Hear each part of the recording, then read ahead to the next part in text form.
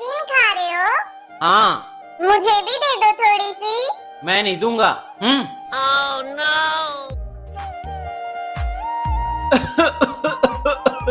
पानी पीना पड़ेगा।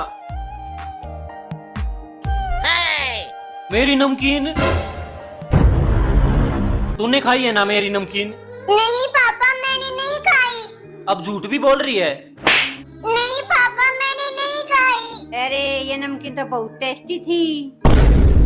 मम्मी आपने खाई है मेरी नमकीन? हाँ। अरे अनाया को मैंने ऐसे ही मार दिया।